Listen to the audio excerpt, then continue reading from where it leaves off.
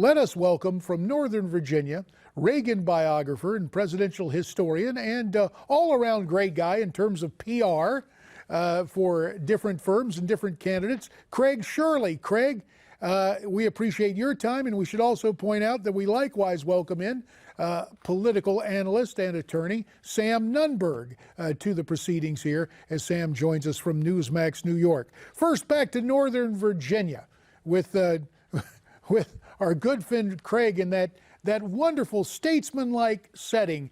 Craig, your take on what transpired this evening?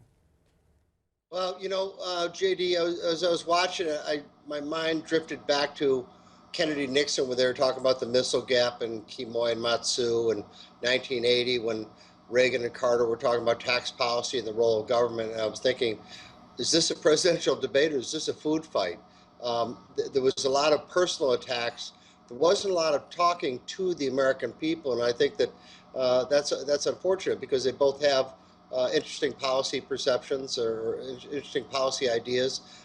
You know, some agree with Hillary, some disagree. But, you know, it was interesting, but I'm not sure that it's going to, I agree with John Zogby, I'm not sure it's going to change the numbers. I would probably give it to Trump on points because he talked more leaderly, whereas Hillary talked more like a policy wonk, although Trump got negative points for talking way too much about himself, way too much about his income taxes, way too much about his wealth and his property. These elections are about the American people and not the candidates, and I think both of them failed that test. We got a caller we want to get to in a second, but Sam, since you're there in living color from Newsmax, New York, and you used to consult and work with Donald Trump, the candidate, your take on what happened tonight? Well, I thought Donald did very well in the beginning. I think if you looked at Frank Luntz when he had those undecided voters, and there was Rebecca Berg of Real Clear Politics at a focus group in Pennsylvania, and a lot of what he was talking about with trade, and a lot of what he was talking about with Hillary, how she's talking a good game now, but what has she actually done? That worked. Now, when you get to around that larger, you know, that middle segment there, and Hillary got in a couple of her kill shots when she talked about how Donald got 14 million, how he declared bankruptcy, things like that. Look, you know, I think Hillary Clinton should be very happy that Roger Stone and I am not there today, because if it was up to us, Juanita Broaddrick, Catherine Wiley, everybody else would be sitting front row there, and also the parents of the slain Benghazi soldiers. Because, and I didn't hear Donald talk about Benghazi enough, because if she's going to want to put the onus on Donald's past behavior, let's put the onus on her past behavior and her past deadly decisions. And I understand that, you know, we talked about Roger Ailes being there and about all these lines in this preparation he was doing, but it seemed to me he was a little too much handled. And I think there were a lot of missed opportunities. See, my take was he didn't get enough rehearsal. But I tell you what, let's find out what they're thinking out west from Los Angeles. Carmen is on the line at 1-877-Newsmax. Carmen, your take on tonight's debate. Well, JD, I think I agree with Malmsberg. I also agree with you. And one thing happened tonight that nobody's talking about, and I hope I can mention the competition, but I feel Donald fell into the same trap that McCain and ran into, and when Rush talks about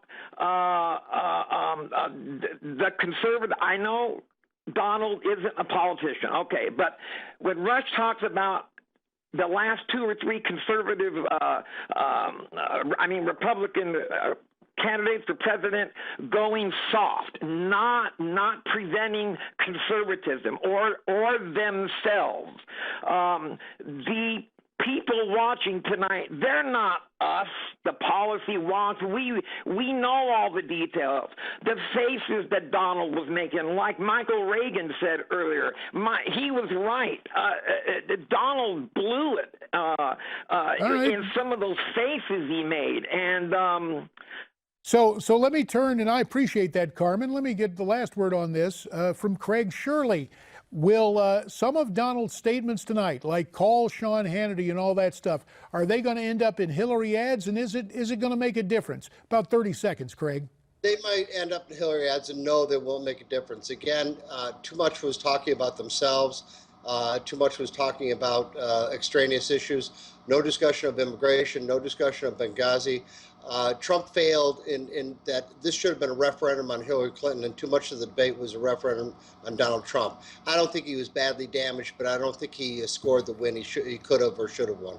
So nobody scored a knockout, and rounds 2 and 3 remain. Craig Shirley, we thank you very much. Sam Nunberg, we're going to ask you to hang around, and we ask you to hang around as well. Call us at 1-877-Newsmax. That's 1-877-639-7629. We're finding out who you think won tonight's debate, and we'll have more after this.